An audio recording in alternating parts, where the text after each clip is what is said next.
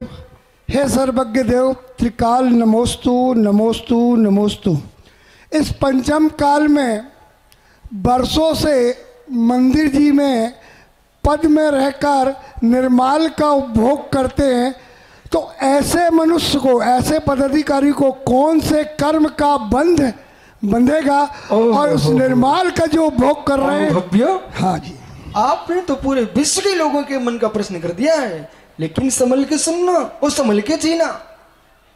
जो पुरुष जिन उद्धार पर अट्ठा पूज्य पुण्यम अवशेष धनम जो भुंजई सो भुंजई डरे गई दुखम।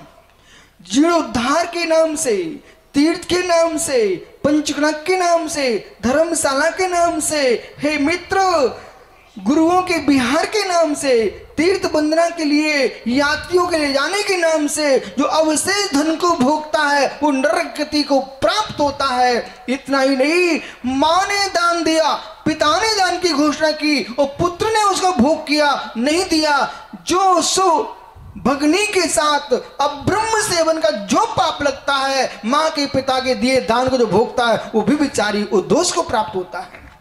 और जो व्यक्ति निर्माल्य का सेवन करता है 60,000 वर्ष तक विष्ठा में कीड़ा बनता है।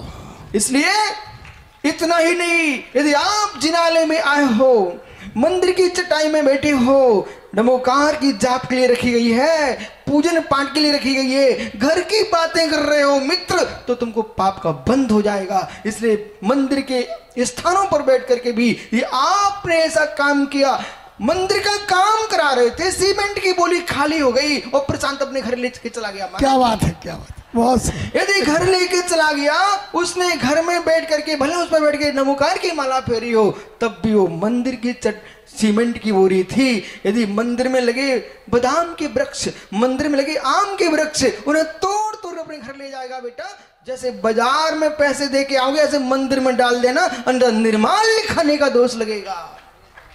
इतना ही नहीं, मंदिर में जो बागवान है वो मंदिर के काम के लिए, तुम्हारे घर के काम के लिए नहीं है, आपने अपने घर का काम कराया है, मित्र आपको निर्माल्य का दोष लगेगा।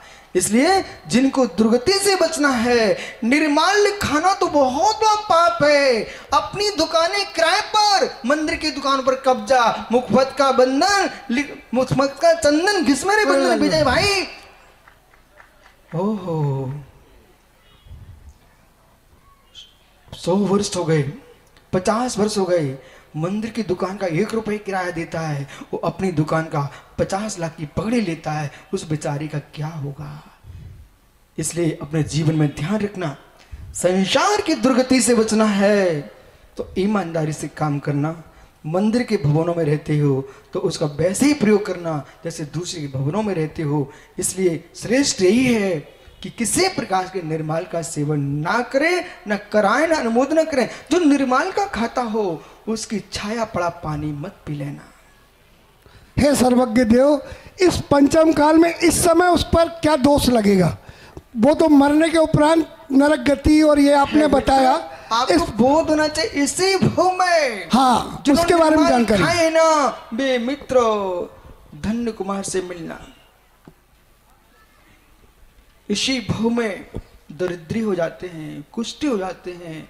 इसलिए मित्र घर में अपाहिज, लंगड़े, लूले संतानें होती हैं, इसलिए आपको ऐसा नहीं करना।